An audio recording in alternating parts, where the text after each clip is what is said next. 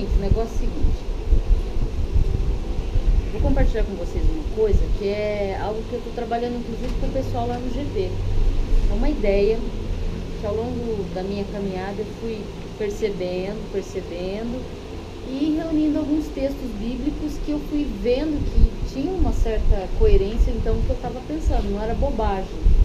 E eu fui verificando esses textos e conversando e percebendo pessoas que passavam por tais situações. A questão é sobre a nossa vocação. Você já pensou sobre a sua vocação? A vocação que Deus chamou você para fazer? Você já pensou sobre essas coisas? Constantemente é bom a gente pensar sobre isso e revisitar a questão da nossa vocação, que talvez possa não ser uma, mas várias. O texto em questão é Efésios 4, conhecido nosso, Efésios 4.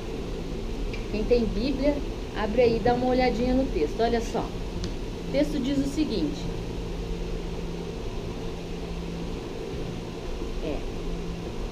vou tentar ler. Vou tentar.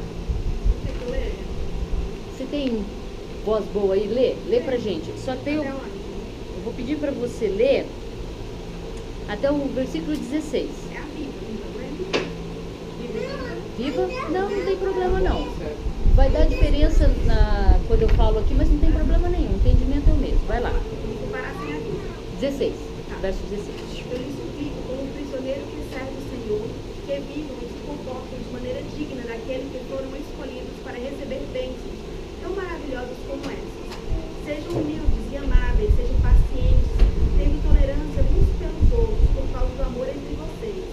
Procurem de todas as formas conservar por meio da paz que une vocês, a unidade que o Espírito dá. Nós somos todos membros de um só corpo, temos o mesmo Espírito e uma só esperança para a qual todos fomos chamados. Há um só Senhor, uma só fé e um só batismo. Um só Deus e Pai, o qual está sobre todos nós e em todos nós, agindo por meio de todos nós. Entretanto, Cristo concedeu aptidões especiais a cada um. Qualquer coisa que Ele deseja que recebamos do seu rico depósito de dons.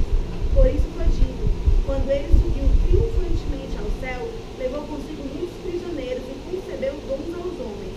Notem que diz que Ele subiu aos céus. Isso significa que primeiramente Ele desceu das alturas dos céus até as regiões mais inferiores da terra.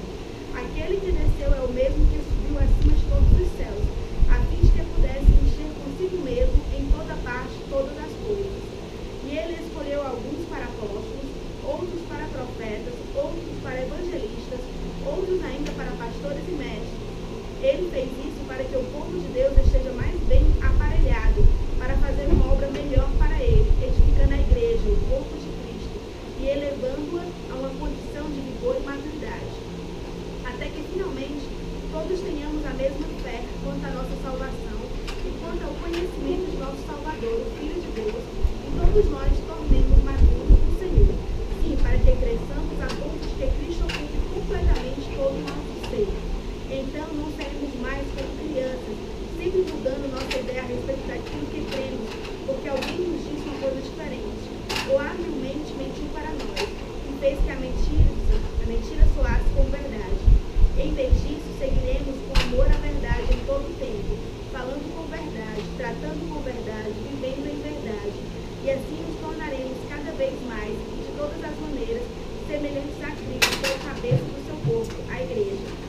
Sob a direção dele, todo o corpo se ajusta perfeitamente, e cada um dos membros, em sua maneira particular, auxilia os outros membros, de tal modo que todo o corpo seja saudável e cresça em amor. Amém. Amém. Gente, esse texto é um texto que eu acho que muitos de vocês já leram várias vezes, muita gente já trabalhou questões de dons espirituais com esse texto e tudo mais. Só que o meu enfoque aqui é, na verdade, com relação à vocação, que está ligado a esses dons sim. Mas eu vou usar muito mais a palavra vocação, tá? Vocação é uma coisa um pouco mais intensa. A vocação está ligada com um chamado, com um convite, tá? Então, nesse sentido, observa que o primeiro versículo, ele faz uma petição, rogo-vos, pois, eu, prisioneiro do Senhor, que andeis de modo digno da vossa vocação, da vocação a que fostes chamados. Então fica claro que todo mundo foi chamado para alguma coisa. Beleza. Bem, se eu fui chamada para alguma coisa, o que é para ser feito então? Qual é a minha vocação? Né? Em que sentido eu entendo esse texto? Vamos lá. Uma das coisas que eu gostaria que ficasse bem clara é que existe uma vocação universal. O que é essa vocação universal? Que todo cristão ele já recebe automaticamente a partir do instante que ele crê em Jesus. Qual seria essa vocação universal? O que vocês acham que é a vocação universal? É o seguir a Jesus, né? Fazendo a sua vontade e amar o próximo. É seguir a Cristo, amando e amar ao próximo. Essa é uma vocação universal. Todos nós recebemos essa vocação universal. Mas existe, portanto, uma vocação mais particular, uma que é específica para cada um de nós. E essa é muito específica mesmo. A minha vocação possivelmente não é igual à do frango. Ou pode ser que seja igual, mas por sermos pessoas diferentes, ela vai manifestar de forma diferente na vida do frango e na minha vida. E o lance é o seguinte: às vezes não é tão simples descobrir qual é a minha vocação, ou a sua, às vezes, né? Às vezes a gente não consegue lidar com essa coisa. A vocação universal, beleza, dá para entender, não é? É amar a Deus, segui-lo e amar o meu próximo. Isso a gente já está entendido. Nem sempre a gente consegue fazer também. Mas a gente compreende qual é a vocação universal de todo crente. E a vocação particular? A minha, a sua, a nossa vocação. Você já pensou sobre isso? Você já conseguiu detectar isso? Não precisa responder, pensa. Pensa. Pensa. Só isso, pensa. Uma das coisas que o Paulo comenta no versículo 14 é que é importante que a gente tenha conhecimento dessa vocação, porque senão a gente fica igual criança agitada. Ele usa, na minha versão ele usou meninos, na sua versão ele usou crianças, o que dá no mesmo. Criança, o que é? Ela é super agitada. Você pergunta uma coisa para a criança hoje, você pergunta a mesma coisa amanhã, ela vai te dar respostas diferentes, porque ela não tem certeza de muitas coisas, de quase nada. As convicções de uma criança, elas são muito volúveis, né? E é porque é uma criança, ela está crescendo, ela está se formando.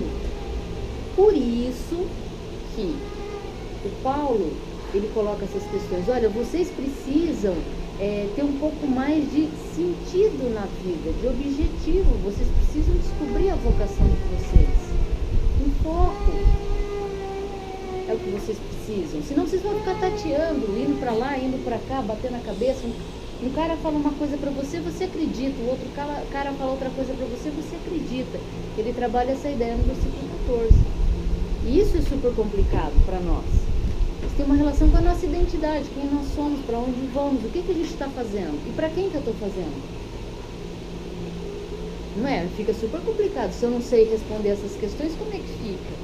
Aí uma pessoa chega e fala alguma coisa pra mim, eu vou, tá, pode ser. O outro vem e fala, também pode ser. Pode ser como?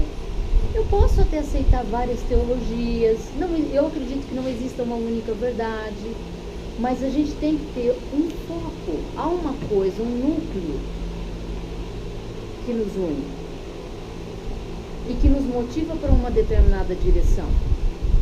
Qual que é o objetivo, portanto, dessa vocação?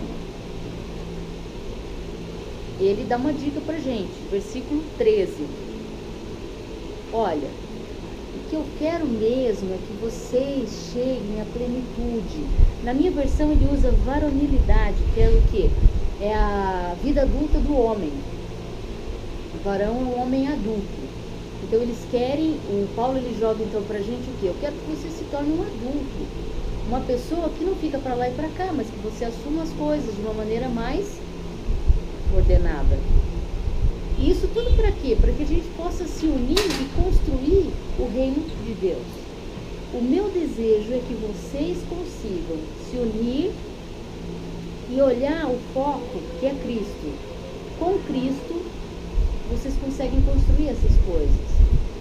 O teu olho tem que estar na direção de Cristo, para que essas coisas então ocorram.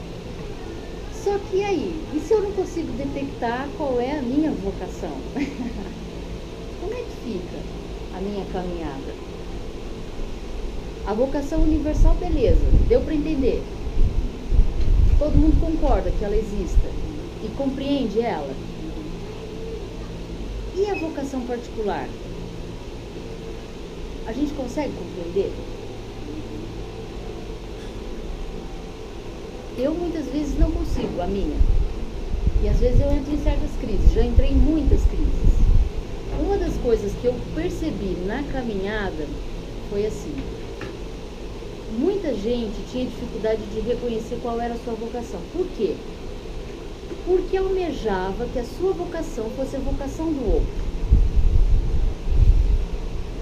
O problema, achava tão bonita a vocação do outro que queria ser como o outro. Mas é um problema você querer ser como o outro, porque o outro é o outro e ele recebeu uma vocação específica para ele.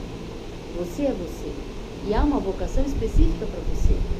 E aí a própria vocação daquela pessoa ficava ofuscada. Por quê? Porque os olhos dele não estavam em direção à sua vocação e à sua relação com Cristo nessa vocação maior. E aí era uma confusão danada. E normalmente dava muita tristeza. Eu conheci um rapaz que ele queria, porque queria ser professor da escola dominical, mas ele tinha uma dificuldade de comunicação terrível. Ele passou por todos os departamentos. E aí ninguém queria mais deixar ele entrar em departamento nenhum, que era uma problemática. Ele sempre achava bonita a vocação e o dom do outro.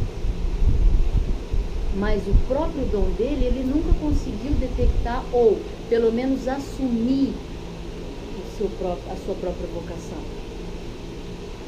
Uma das questões era por quê? Porque às vezes a vocação do outro, ela brilha, é aquele lance que atende às multidões, então é bacana ver o outro brilhando, falando para muitos, ou fazendo uma coisa que entra em destaque.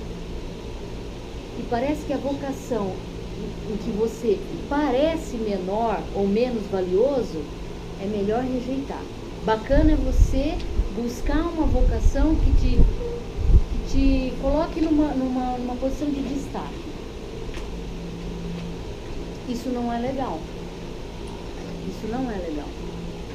Então tem alguns problemas que ocorrem na caminhada que ofuscam a nossa verdadeira vocação, porque a gente começa a focalizar e olhar coisas que não tem nada a ver. Que não tem nada a ver. Tem uma propaganda até que o Simão estava comentando na TV que fala que o menor, ele se torna o maior. E Jesus, ele trabalha essa ideia, que o menor é o maior no reino de Deus. Você quer ser o maior, que você então seja o menor. E aí entra aquela cena que ele lava os pés dos discípulos. Se eu não me engano, é esse o trecho, se eu não me engano. Portanto, por menor que pareça essa vocação, ela é de extrema importância dentro de um conjunto maior. E entendê-la e realizá-la é muito importante. Muito importante mesmo. Tem a história de um rabino, se eu não me engano o nome dele é Sussi, que ele, conversando com os seus discípulos, ele disse assim: sabe, eu tenho uma preocupação muito grande, quando será o grande dia do juízo em que eu tiver que me apresentar a Deus? Eu fico pensando, o que eu vou dizer? Eu vou dizer: Senhor, eu não fui como Moisés, porque eu não escrevi grandes coisas. Senhor, eu não fui como Maimônides, que escreveu muitas outras coisas. Senhor, eu não fui isso, eu não fui aquilo. Aí depois ele reflete um pouco mais, e aí ele fala assim, que ele acha que, na verdade, Deus responderia para ele o seguinte: Sussi, por que não foste Sussi? Ou seja, ele acha que Deus o questionaria se ele de fato não tivesse vivido a vida de Sussi.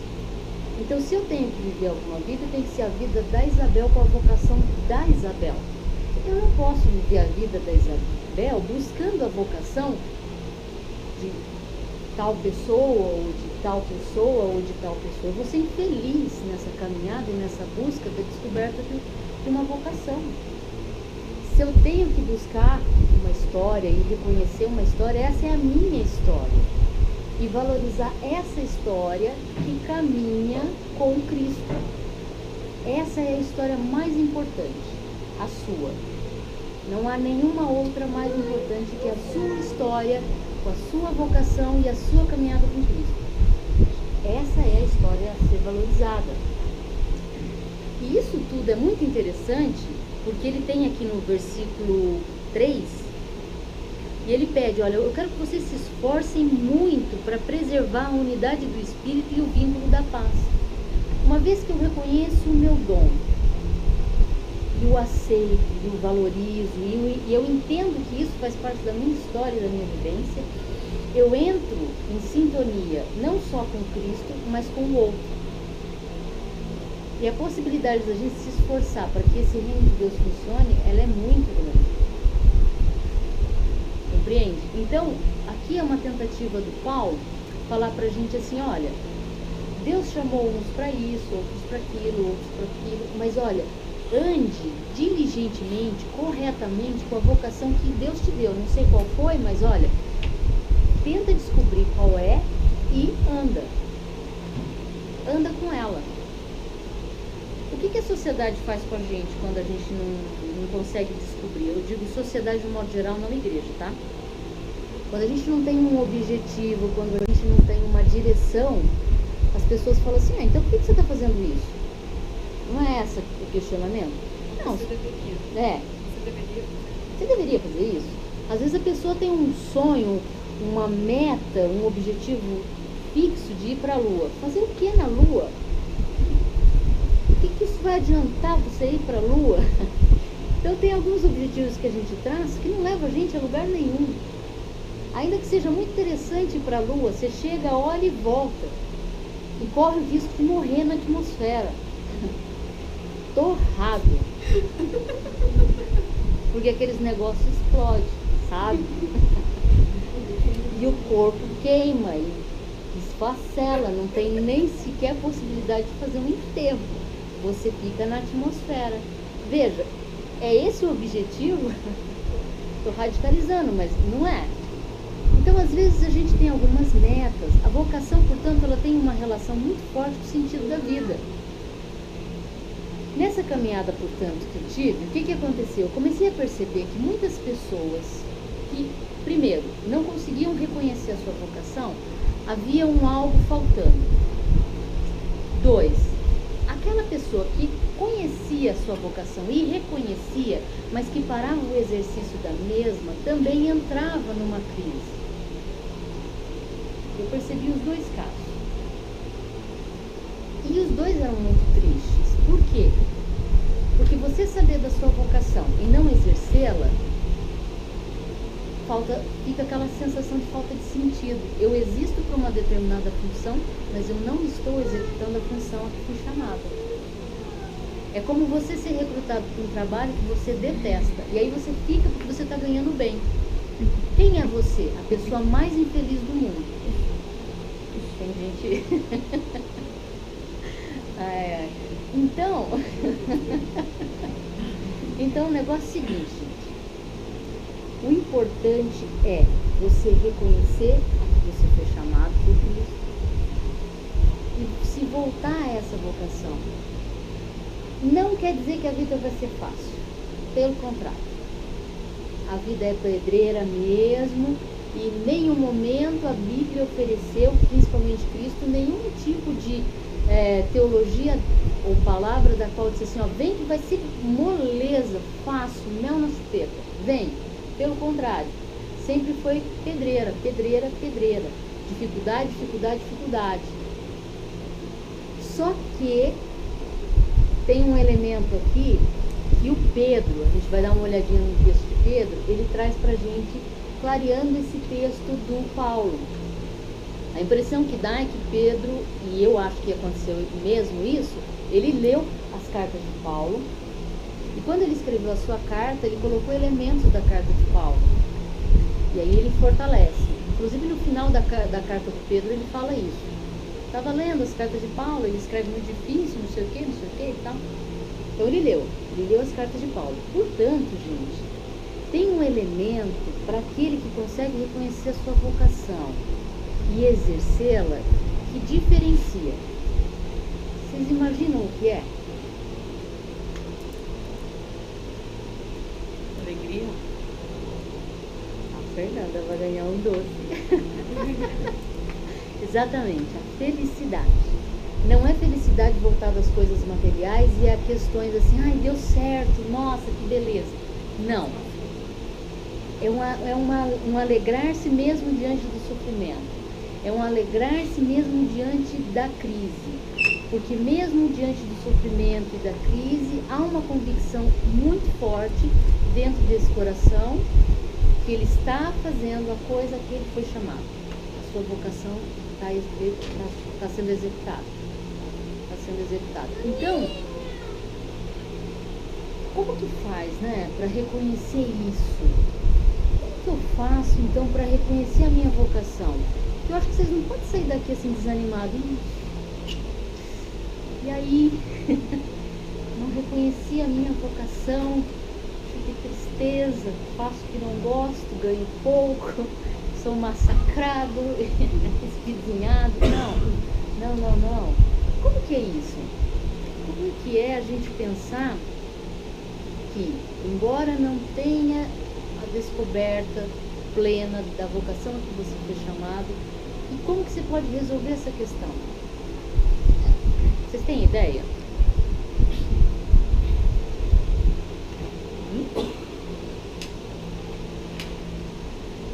Dá uma clareada pra vocês. Tá clareada aí, hein? Clareada. As perguntas não são retóricas não, vocês podem responder, tá? Alguém abre aí em 2 Pedro, capítulo 1. Abre lá em 2 Pedro, porque a visão é um pouco difícil. Enquanto vocês vão abrindo, é o seguinte: para a filosofia entende que o objetivo da vida humana é atingir a felicidade. Esse é o objetivo da vida humana, atingir a felicidade. Como isso vai acontecer? Não sei. Mas todo homem, toda mulher busca atingir a felicidade. Atingir essa felicidade é reconhecer o sentido da tua vida. Então a proposta dessa mensagem é o quê? É colocar a vocação como sentido da nossa vida cristã.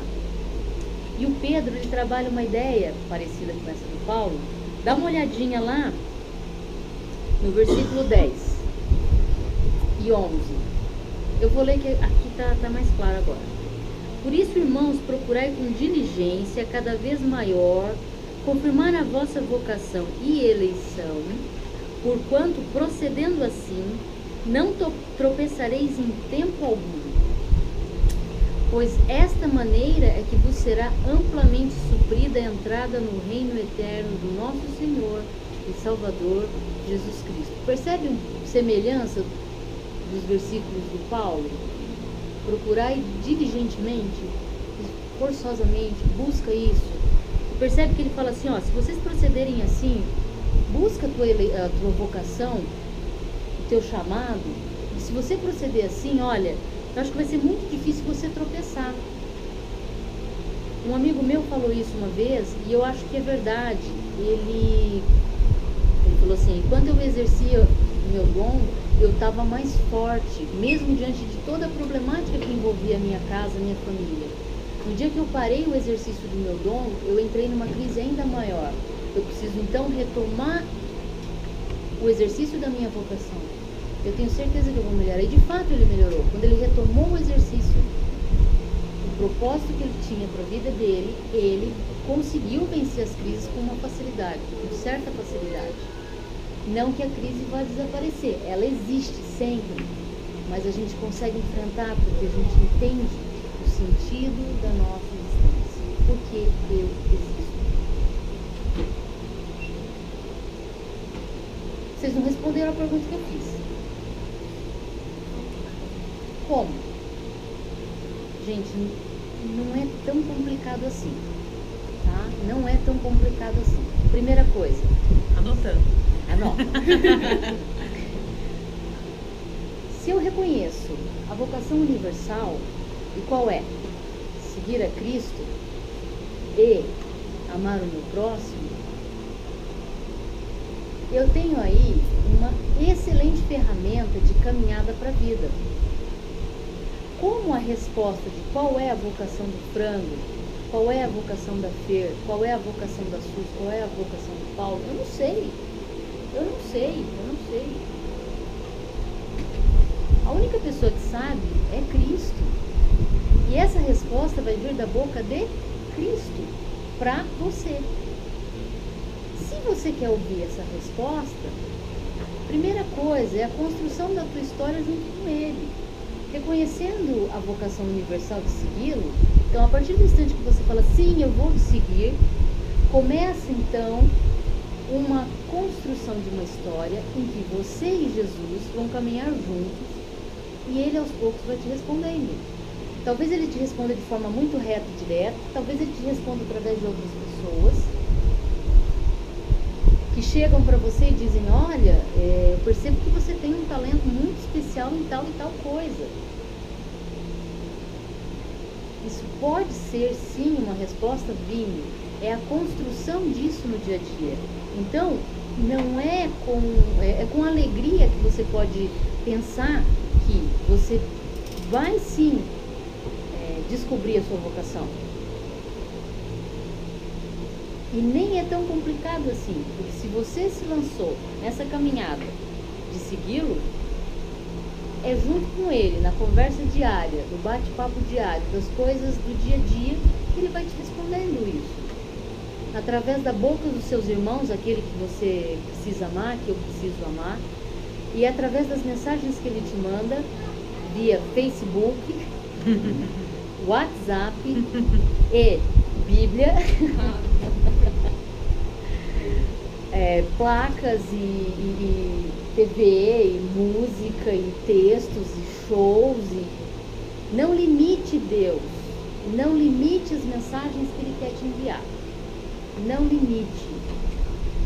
Não limite até mesmo a mensagem saindo da boca de alguém que você não tem a menor afinidade, que você acha que é um pecador. Porque sendo verdade, até um pecador pode trazer uma mensagem fantástica. Então, não limite a palavra de Cristo. Não limite. Aceite e busque onde Ele está falando e o que Ele quer te dizer, o que Ele quer te trazer. Vai perguntando essas coisas para Ele. É no relacionamento do dia a dia que essas coisas vão ser respondidas. Mas a principal coisa é que a nossa vocação seja evidenciada, para que a nossa felicidade seja plena e que o nosso sentido de vida seja revelado principalmente para a gente, na construção de uma história que tem todo um sentido. Então eu termino, na verdade, essa mensagem com a oração do Paulo. A oração do Paulo, no versículo 1. Rogo-vos, pois, que andeis de modo digno da vocação a que vocês foram chamados. Eu também fui chamada.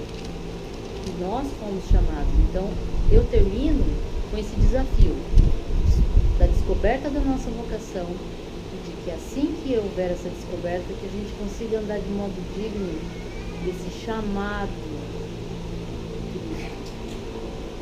Então, lembra, é preciso pensar que essa caminhada é muito importante e que a construção da minha história com Cristo também. Ok? Alguma pergunta? Não? Nossa, queria uma classe assim. Vamos orar, gente?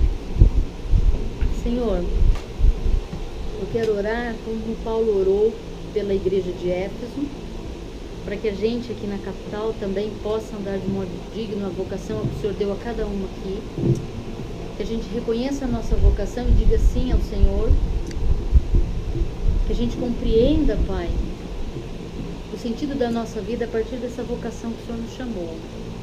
Que não sejamos negligentes, mas que sejamos atuantes, que a nossa vida seja vida vivida com Cristo intensamente e plenamente.